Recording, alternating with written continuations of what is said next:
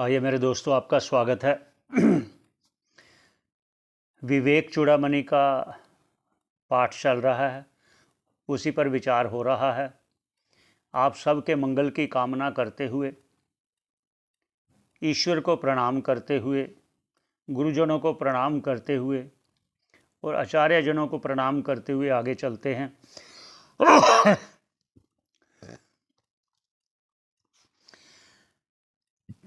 और आगे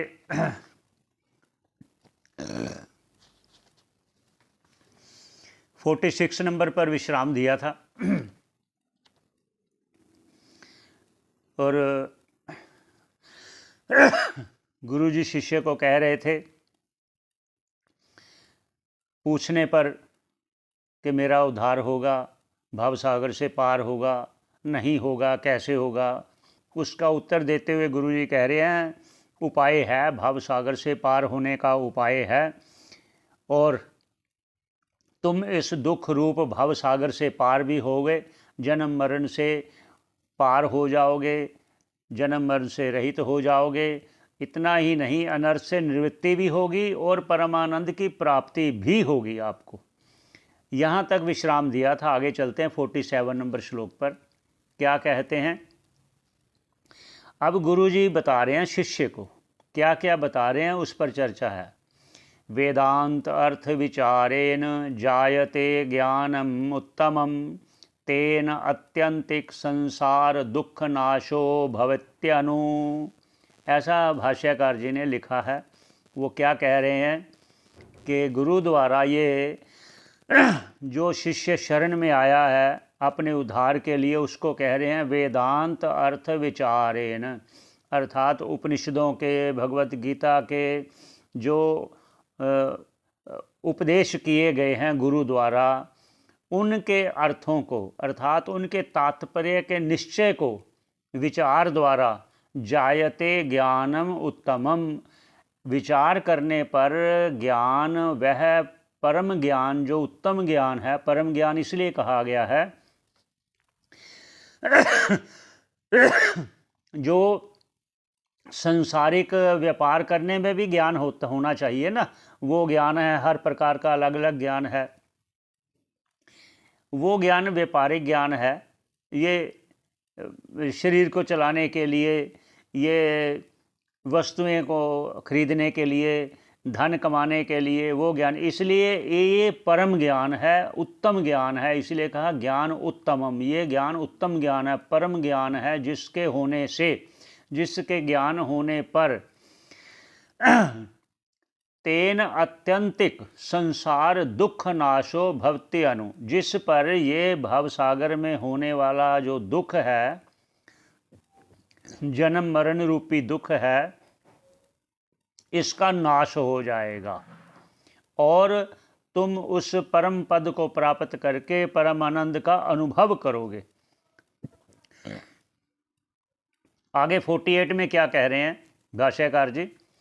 लिखते हैं, श्रद्धा भक्ति ध्यान योगान मुमुक्षो मुक्तिर्हेतुन वक्ति साक्षात् श्रुतेरगिः, यो वा एतुष्वेव तिष्ठत्यमुष्य मोक्षो विद्या कल्पितात् देह बंधात्। ऐसा भाष्यकार जी लिखते हैं। भगवान भाष्यकार जी कहते हैं, अब शरण में आया हुआ जो शिष्य है उसके प्रति कह रहे हैं गुरुजी, क्या कह रहे हैं इस प्रकार सांत्वना देते हुए कि तुम्हें श्रद्धा और भक्ति से, भक्ति जैसा पहले कह दिया, स्वस्वरूप अनुसंधानम भक्ति रित्यभिधीयते, अपने आत्म तत्व का अनुसंधान करना, खोज करना, उस पर विचार करना श्रद्धा पूर्वक, और ध्यान योगान, वो ध्यान योग के बारे में आगे भी कहेंगे, पहले भी कहा उन्होंने कि अपने सभी इंद्रियों को वश में करते हुए, अंतःकरण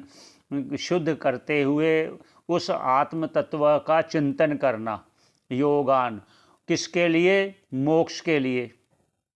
और मुक्तिर हेतुन वक्ति ही साक्षात श्रुते, ये साक्षात भगवती श्रुति, उपनिषद द्वारा कहला रही है शिष्य को, जो शरणागत आया हुआ है। क्या कह रही है?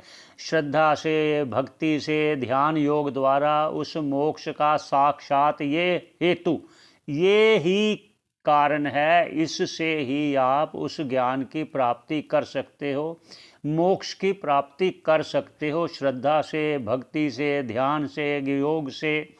ये साक्षात भगवती श्रुति कह रही है कि ये साक्षात कारण है मोक्ष का। क्या और क्या कह रहे हैं? यो वा एतेषु एव तिष्ठति अमुष्य। और जो कोई भी साधक भव सागर से पार होना चाहता है, एतेषु एव, बस यही, ये कह रहे हैं बस यही एक कारण है, यही एक उपाय है, यही एक साधन है।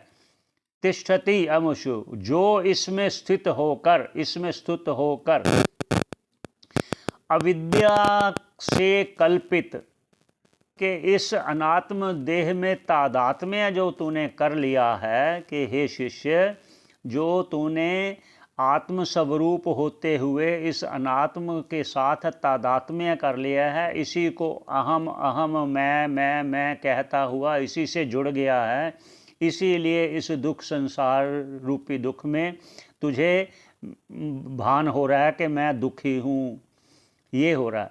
और इसलिए अगर तू ऐसा ध्यान से, श्रद्धा से, भक्ति से, योग से ऐसा करेगा तो इस देह से जो तेरा बंधन हुआ है उससे मुक्त हो जाएगा। आगे क्या कहते हैं 49 में? अज्ञान योगात परमात्मनः तव हे अनात्म बंधस्तत एव संसृति तयोर्विवेको उदित बोधवह निर्ज्ञान कार्यम प्रदहेत समूलम। ऐसा भाष्यकार जी लिखते हैं, कह रहे हैं अज्ञान योगात, जो तुझे ये संसार सागर में बंधन हुआ है ना, इससे देह से बंधन हुआ है, मोक्ष द्वारा, उस ज्ञान द्वारा तुम्हें इससे निवृत्ति मिलेगी।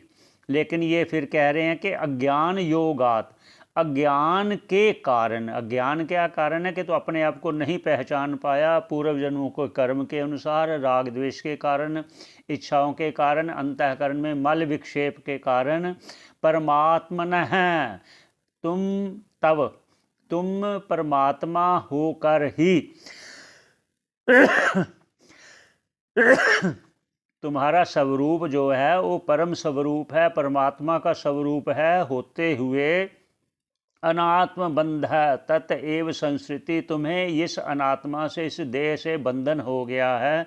तुम्हारा यद्यपि ये स्वरूप परमात्मा स्वरूप है, तुम नित्य शुद्ध बुद्ध हो, पर अज्ञान के कारण, मोह के कारण और राग द्वेष के कारण, पूर्व संस्कारों के कारण जो धर्म अधर्म हुए हैं उसके कारण एव संस्कृति, इसलिए तुझको जन्म मरण रूप संसार प्राप्त हुआ है।